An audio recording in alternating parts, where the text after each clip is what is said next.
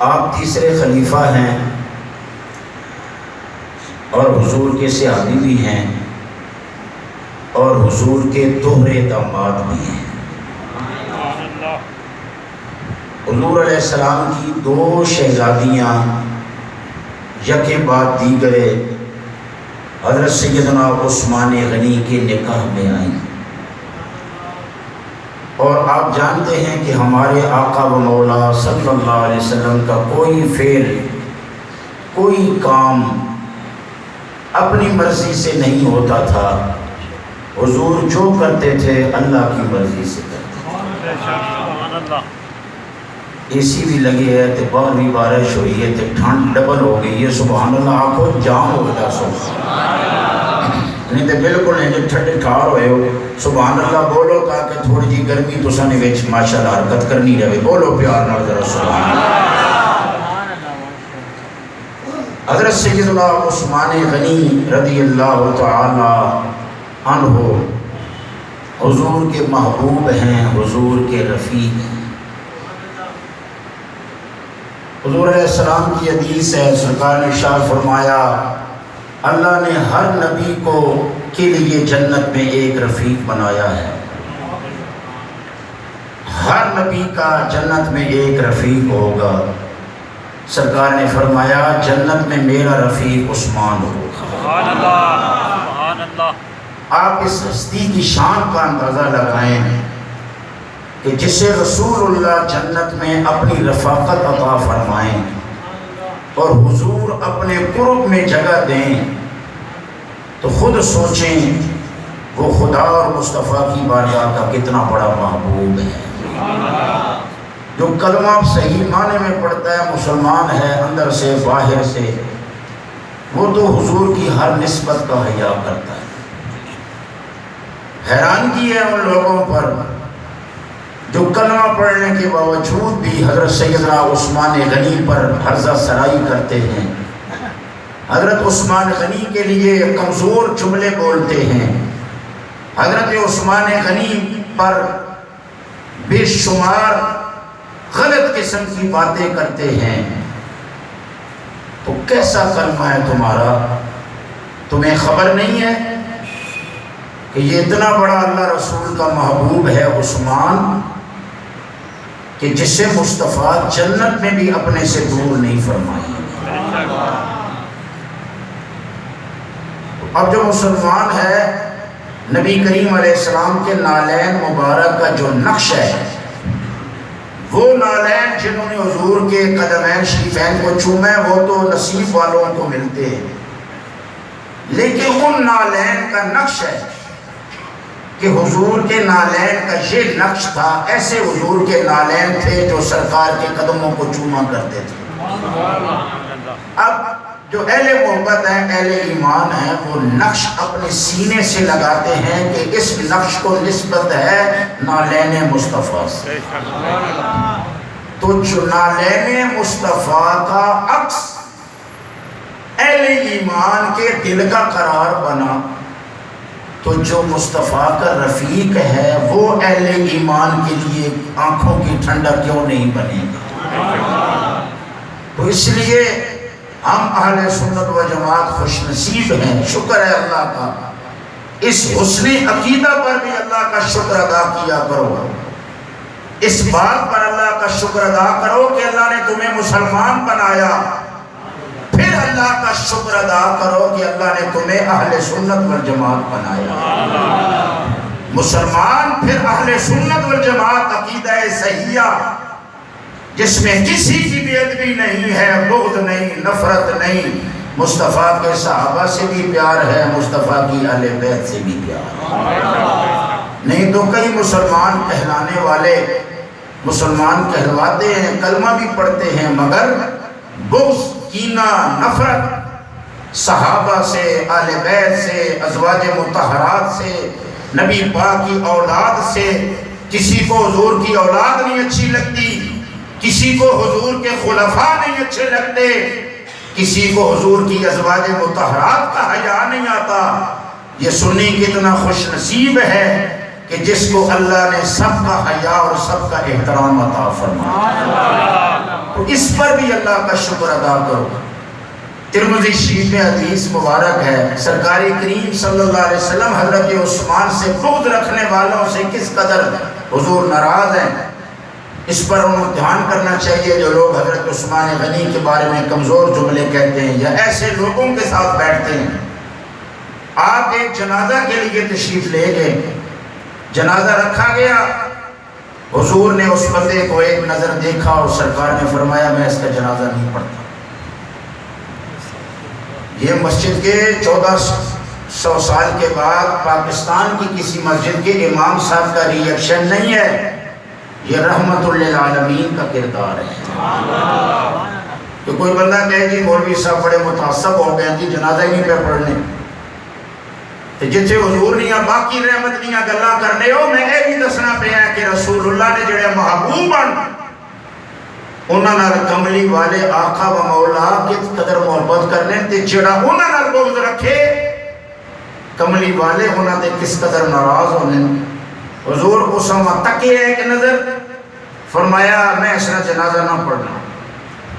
ترمذی شریف چاہو پڑھو حدیث، فرمایا میں اس نے جنازہ نہ پڑھنا۔ صحابہ عرض کی تھی یا رسول اللہ اتنا عرصہ گزر گیا تو سنی غلامی چاہیے، کدی کسی نے جنازہ نہیں چھوڑیا نہیں۔ ایک کون ہے جس نے جنازہ پڑھنے تو آپ انکاری ہو؟ سرکار شاہ فرمایا ہے اے اوے جڑا میرے عثمان نال بغض رکھنے والا ہے، مڑے عثمان نال بغض رکھنا ہے، میرے عثمان نے بارش دل وچ کھوٹ رکھنا ہے، تے فرمایا کس نے دل وچ بغض ہوئے عثمان دا، اس کو اللہ پسند نہیں کرنا، اللہ اس تے رحمت نہیں نازل کرنا، تے جس تے اللہ رحمت نہ اتارے اس تے میں رحمت نہیں دعا نہیں کرنا۔ اس کا معنی یہ ہوا او حضرت عثمان کا دروازہ چھوڑنے والوں، تم نے تو عثمان کا دروازہ چھوڑا، خدا نے بھی تمہیں دھتکار دیا، مصطفیٰ نے بھی تمہیں دھتکار دیا۔ آؤ حضرت عثمان غنی کے حیا والوں میں شامل ہو، حضرت عثمان کے احترام والوں میں شامل ہو، تاکہ رحمت خدا بھی مل جائے، رحمت مصطفیٰ بھی مل جائے۔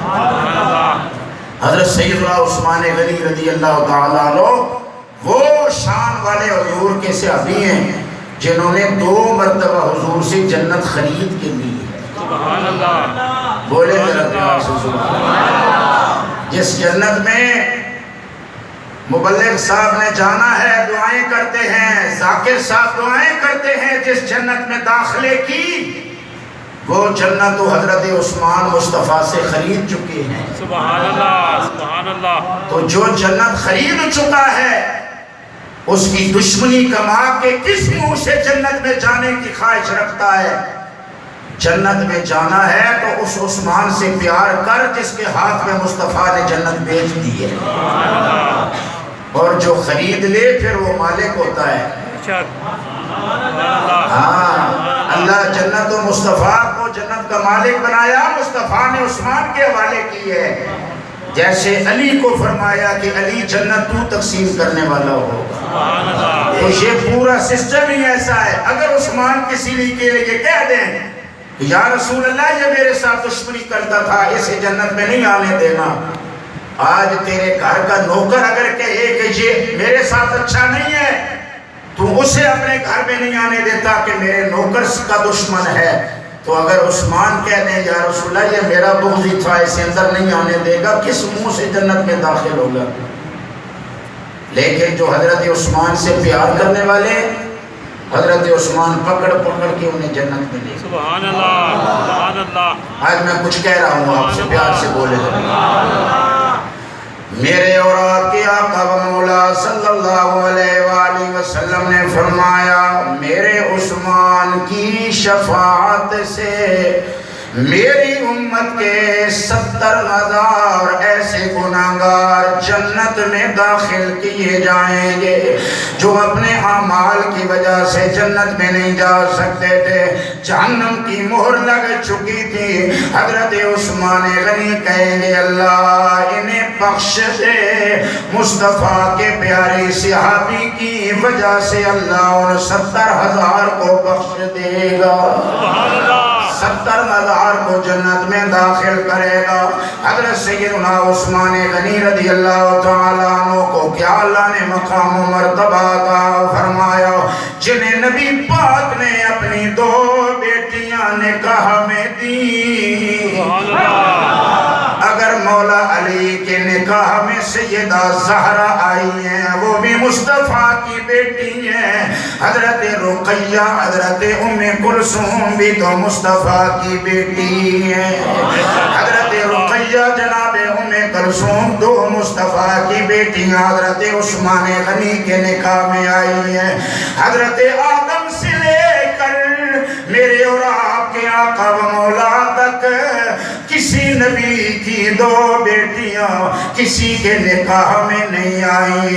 یہ اکیلا شرف حضرت عثمان غنی کے حصے میں آیا، جنہیں اللہ نے امام الانبیاء کے 2 مرتبہ داماد بننے کا شرف عطا فرمایا، جنہیں مصطفیٰ کے گھر میں 2 مرتبہ دولہا بن کے جانے کا شرف حاصل ہوا۔ اور مجھے بتلاؤ، آج جس کا جو داماد ہو، بیٹی کا شوہر ہو، وہ کہتا ہے یہ میرا بیٹا ہے، یہ میری عزت ہے، میرا داماد میری عزت ہے۔ جس کے گھر میں مصطفیٰ کی بیٹی نہیں بیٹیاں ہیں، جس کے گھر میں بیٹی نہیں بیٹیاں ہیں، پھر خود سوچو مصطفیٰ ان سے کتنا پیار کرتے ہوں گے۔ سبحان اللہ۔ اس لیے تو حضرت نصیر ملت کہتے ہیں اللہ اللہ، یہ تھی سیرت عثمان غنی، اللہ اللہ، یہ تھی سیرت عثمان غنی، دین پر صرف ہوئی دولت عثمان غنی، دین پر صرف ہوئی دولت عثمان غنی۔ وہ صحابی تھے، مجاہد تھے، خلیفہ تھے نصیر۔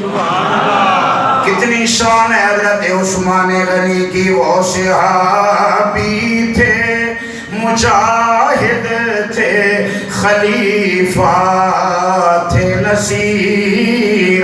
وہ صحابی تھے، مجاہد تھے، خلیفہ تھے نصیر۔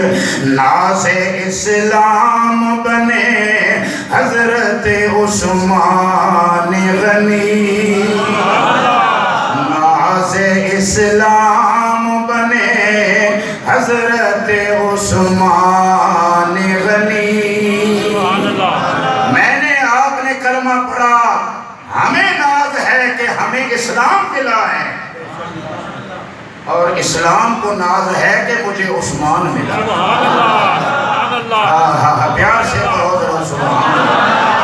ساری دنیا کے مسلمان ناز کرتے ہیں ہمیں کلمہ ملا ہے، ہم مسلمان ہوئے، اسلام کے دامن میں آئے، اور اسلام ناز کرتا ہے کہ مجھے عثمان ملا۔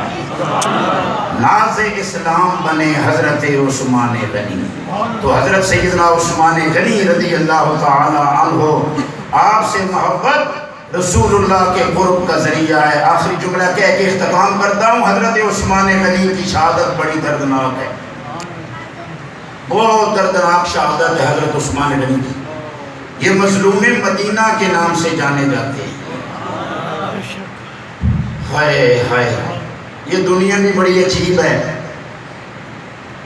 یہ اس مسجد میں عثمان کو نماز نہیں پڑھنے دے رہی جس مسجد کی توسیع عثمان نے اپنے پیسوں سے کی ہوئی، جس مسجد کی توسیع حضرت عثمان نے اپنے پیسوں سے کی۔ سازشی ٹولہ کامیاب ہوا، سازشیں کامیاب ہو گئیں، اور عبداللہ بن سبا یہودی جو حقیقتاً یہودی تھا اور اوپر سے اسلام کا لبادہ اوڑا، اور اس نے اسلام کو مٹانے کے لیے چال چلی۔ مصر میں آگے پیچھے مختلف ملکوں میں گیا، عربیوں میں عصبیت بھری کہ تمہارا حق ہے، تم اٹھو اور جا کے اپنا حق چھینو، اپنا حق لو۔ اور مختلف ملکوں میں یہ جتھے تیار کیے کہ اگر مدینہ میں لڑائی ہو جائے تو پھر تم سب نے مختلف ملکوں سے پہنچنا ہے مدینے میں ہماری مدد کے لیے۔ سازش کر کے مدینہ شریف میں گیا اور جا کے ایک سازش کے تحت حضرت عثمان غنی کے لیے مشکل حالات پیدا کیے۔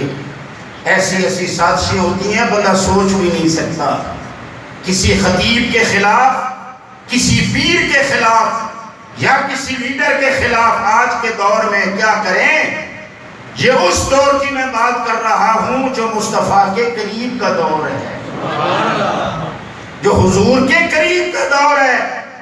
مدینہ طیبہ میں بلوائی آئے، انہوں نے محاصرہ کر لیا اور 40 دن حضرت عثمان غنی کو گھر سے باہر نہیں نکلنے دیا۔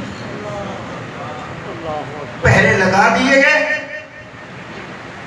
اب پہرے لگے ہوئے ہیں، حضرت عثمان غنی کو مشتعل کر رہے ہیں کہ آپ لڑیں، آپ چوں ہی لڑیں گے ہمارا مشن کامیاب ہوگا، مختلف ملکوں میں افراتفری پھیل جائے گی تو ہر ملک میں اسلام مٹ جائے گا، ہر ملک میں لڑائی شروع ہو جائے گی۔ جب دارالخلافہ میں لڑائی ہوگی تو یقیناً سارے ملکوں میں لڑائیاں شروع ہو جائیں گی۔ حضرت عثمان غنی کی نگاہ دیکھ رہی تھی کہ سازشیوں کی سازش کیا ہے۔ مولا علی آئے اور آ کے کہا امیر المومنین ابھی تو ہم ہیں، سبحان اللہ، سبحان اللہ، کہ حضور کے صحابہ موجود ہیں، آپ اجازت دیں۔ یہ چند ایک بلوائی ہیں، ان کا بھی کلا کما کرتے ہیں، گردنیں اڑاتے ہیں، ان کی جرت کیسی ہے کہ امیر المومنین کا دروازہ بند رکھیں، اجازت دیں ہمیں لڑنے کی۔ حضرت عثمان غنی نے فرمایا میں اپنی جان کی خاطر مصطفیٰ کے شہر کو خون سے رنگین نہیں دیکھ سکتا۔ سبحان اللہ، سبحان اللہ۔ پیار کیا کیا وفائیں یاد کرو گے مصطفیٰ والوں کی، کیا کیا وفائیں یاد کرو گے مصطفیٰ والوں کی۔ آج کا لیڈر کہتا ہے میرے پیچھے مت جاؤ، سب کچھ تہس نہس کر دو، لیکن اسلام کو، دین کو بچانے کے لیے کوئی طریقہ سیکھنا ہے تو حضرت عثمان کے دروازے سے۔ حضرت عثمان غنی نے فرمایا مجھے کٹ جانا قبول ہے لیکن میں کسی کو لڑنے کی اجازت نہیں دوں گا۔ مقصد کیا تھا کہ اگر یہاں لڑائی ہوئی تو پوری ہر جگہ مسلمان جہاں بستے ہیں وہاں اسلام والوں کے خلاف ایک سازش کے تحت لڑائی شروع کر دی جائے گی، مشکل ہو جائے گا اسلام والوں کے لیے۔ حضرت سیدنا عثمان غنی 40 دن محصور رہے، حتیٰ کہ پانی آگ پر بند کیا گیا۔ پانی بند کیا اس لیے کہ مجبور ہو کہ عثمان ہماری بات مانے، خلافت چھوڑو۔ حضرت عثمان غنی نے فرمایا جب میرے مصطفیٰ نے مجھے بلایا تھا نا تو حضور نے ساری باتیں مجھے فرمائی تھی۔ سبحان اللہ، فرمایا تھا عثمان بڑی آزمائشیں ہوں گی تمہارے اوپر، اللہ تمہیں ہدایت کی ایک قمیض پہنائے گا، یعنی خلافت اللہ تمہیں عطا کرے گا، اور کچھ لوگ تمہارے جسم سے وہ قمیض اتارنا چاہیں گے، مگر اے عثمان اس قمیض کو کبھی اترنے نہ دینا۔ سبحان اللہ، اے عثمان اس قمیض کو کبھی اترنے نہ دینا۔ فرمایا جان دے دوں گا، مصطفیٰ سے کیا قول نبھا کے جاؤں گا، نہ خلافت کا منصب چھوڑتا ہوں نہ لڑائی کرتا ہوں، جو تم سے ہوتا ہے کر لو۔ کیا کرو گے؟ بہت ہوا تو میری جان ہی لوگے نا، تو جان تو عثمان دینے کے لیے تیار ہے۔ اللہ اکبر، سبحان اللہ۔ کہتے ہیں پیاس کا عالم تھا، حضرت عبداللہ بن سلام گئے، امیر المومنین سے کہا کہ حضور پانی بھر کے لاتا ہوں۔ فرمایا عبداللہ اب حاجت نہیں، مصطفیٰ نے پلا دیا۔ سبحان اللہ، سبحان اللہ، سبحان اللہ، عبداللہ اب حاجت نہیں ہے لانے کی، مجھے مصطفیٰ نے پلا دیا ہے۔ حضرت عبداللہ بن سلام کہتے ہیں حضور کیسے؟ فرمایا آؤ میں تمہیں دکھاؤں۔ دکھا کے سامنے کھڑکی تھی، اور کھڑکی کی طرف اشارہ کیا، عبداللہ یہ سامنے کھڑکی دیکھ رہے ہو؟ جی حضور دیکھ رہا ہوں۔ فرمایا اسی میں سے میرے آقا میرے پاس تشریف لائے، اور یہاں سے حضور نے ڈول پانی کا میری طرح مہربانی کیا، سرکار نے ڈول میری طرح پانی کا بھیجا، فرمایا عثمان بڑے دنوں سے پیاسے ہو، پانی پی لو۔ حضرت عثمان غنی کہتے ہیں میرے مصطفیٰ کے ہاتھوں آیا جام ڈول، ایسا پانی تھا لگتا تھا دنیا کا نہیں ہے، یہ تو حوض کوثر سے مصطفیٰ نے خصوصی فرماتے ہیں جب سے وہ پیا ہے بس ٹھنڈک مل گئی ہے، اب مجھے پانی کی حاجت نہیں ہے۔ میرے مصطفیٰ نے فرمایا عثمان تمہارا بلوائیوں نے محاصرہ کیا ہے، بلوائیوں نے، اگر کہو تو میں تمہارے لیے اللہ سے دعا کروں، اللہ تمہاری مدد کرے ان دشمنوں کے مقابلے میں، اور اگر چاہو تو تم نے روزہ رکھا ہوا ہے افطار ہمارے پاس کرو، اگر چاہو تو تمہاری مدد کی جائے، اگر چاہو تو روزہ افطار ہمارے پاس کرو۔ حضرت عثمان غنی کہنے لگے یا رسول اللہ دنیا سے جی بھر گیا ہے، اب تو میں آپ کے قدموں میں آنا چاہتا ہوں، اب تو میں آپ کے پاس آنا چاہتا ہوں، اپنے پاس سے آنے کی اجازت مہربانی فرمائیں۔ عبداللہ بن سلام یہ سن کے واپس چلے گئے۔ جب دوسرا دن شروع ہوا، دن چڑھا، تو اپنے بیٹے کو بھیجا، فرمایا امیر المومنین کی خبر لے کے آؤ، یقیناً وہ اب اس دنیا میں نہیں ہوں گے، اس لیے کہ مجھے انہوں نے بتایا کہ مصطفیٰ سے میں نے عرض کیا یا رسول اللہ میں آپ کے قدموں میں حاضر ہونا چاہتا ہوں۔ تو حضرت سیدنا عثمان غنی زندہ رہے تو مصطفیٰ کے قدموں پہ اپنا سب کچھ قربان کیا، اور آخری سانسیں بھی قربان کی ہیں تو مصطفیٰ کے قدموں پہ قربان کی ہیں، اپنا سب کچھ لٹا دیا، مصطفیٰ کے شہر کی حرمت پہ بھی حرف نہیں آنے دیا، مصطفیٰ کا دین کا جھنڈا بھی نیچے نہیں گرنے دیا۔ یہ حضرت سیدنا عثمان غنی رضی اللہ تعالیٰ عنہ کی خدمات ہیں، قربانیاں ہیں۔ اللہ تعالیٰ ہمیں امیر المومنین خلیفہ سوم حضرت سیدنا عثمان ابن عفان رضی اللہ تعالیٰ عنہ سے ہمیشہ والہانہ محبت و عقیدت کی توفیق عطا فرمائے۔ وآخر دعوانا